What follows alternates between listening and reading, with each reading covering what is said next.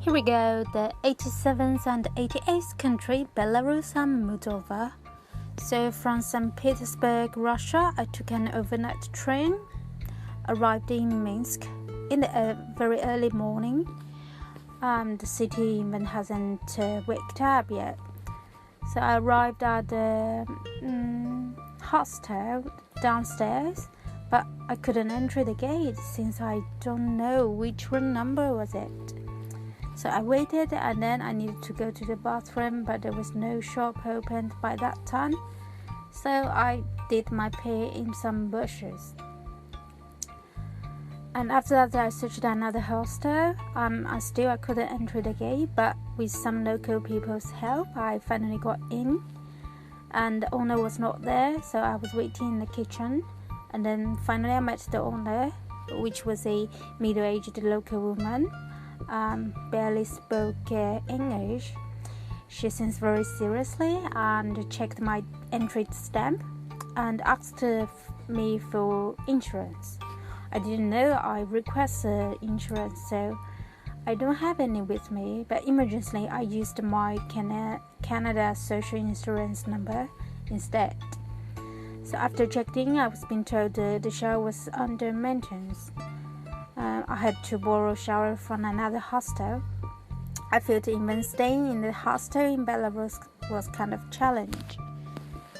And one of my missions in Belarus is to watch the ballet dance performers. And I went to the Minsk Opera and Ballet Theatre for tickets. I bought a show on that day, and I was lucky enough to enjoy the classical music performance before the show started in front of the theatre. And after watching the ballet performance, I bought another ticket for Swan Lake, the classic ballet show. And it was so beautiful. And after that show, I came back to the hostel, and my couchsurfing host came to pick me up. And then he offered me to sleep on the couch. And then he used to study abroad, so he speaks fluent English. And he gave me tips for seeing Minsk. And since he's gone to only one key, so every day I left home same time when he goes to work. After Minsk, I took a train to Belarus. My local friend Slava came to the train station to pick me up. I met Slava in Cuba, noticed that I am visiting him. He applied a day off to host me. We took public transport to his place. On the public transport, you need to verify the ticket by marking 2 holes on the ticket, and then I enjoyed doing that every time. Slava lived with his mother. His mother prepared the food for us and then waited for us. And she doesn't speak much English, so she translated the ingredients she used for cooking to explain to me, and then I think she was so adorable. After lunch, Slava showed me around, and he told me his friend is going to accommodate me that night. And also he told me Belarus people mostly speak Russian, so that's why most of the people forgot how to speak their own local Belarusian language. So he felt such a shame to lose their own language as an independent country from Russia. Also, he told me our local people certainly has got much ups and downs emotion. Most of the time they were holding the same facial expression and doesn't smile to strangers. But when you need their help, they are willing to help. That's why when I first met Slav in Cuba, I was kind of making fun of him, that perhaps he doesn't know how to smile. But after I get to know his culture, I get to be more understanding.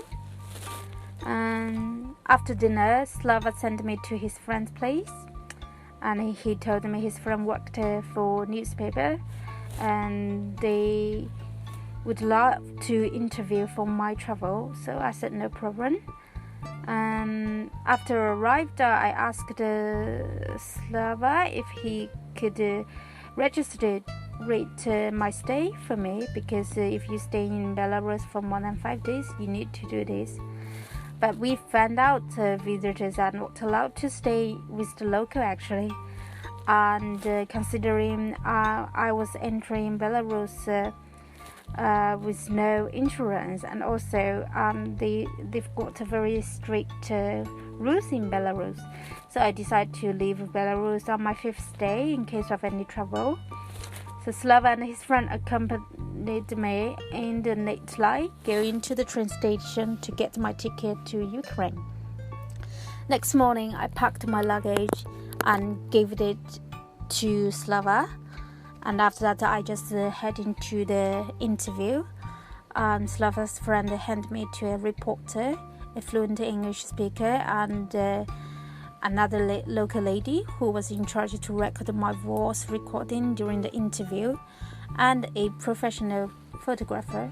So we left the newspaper office, and then we was walking around the town, and the English speaker asked me questions, and then they took me photos for the interview. And after that, Slava picked me up for lunch, and then he went back to office for work, and he told me he will finish a duty that day early in order to see me off from the train station.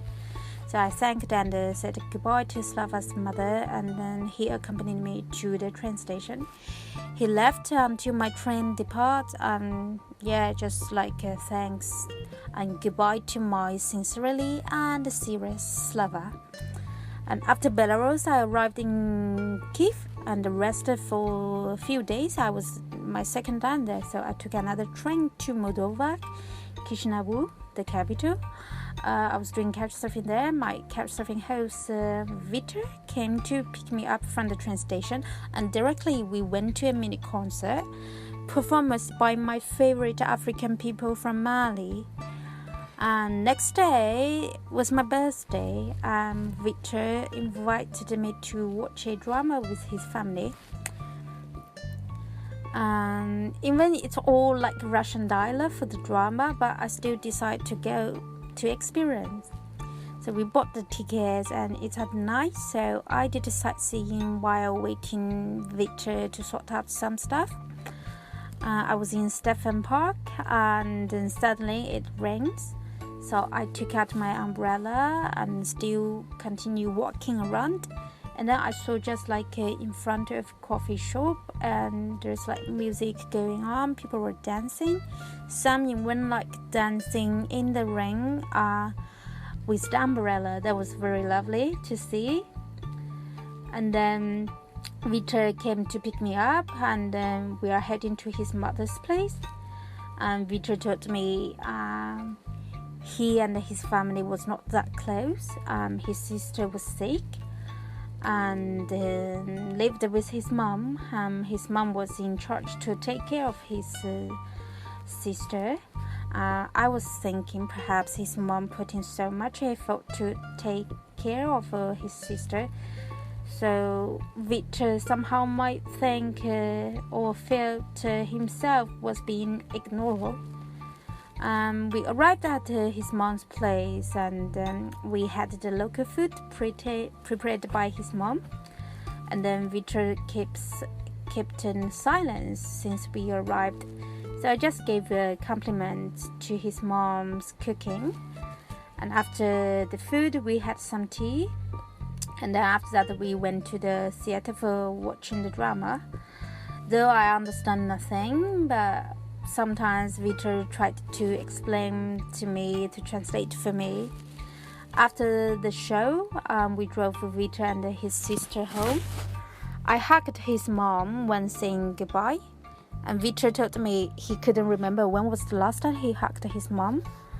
So next day, we went to Krikova One Celery. I went there for a tour, and Victor waited me all the time for the whole tour with his book.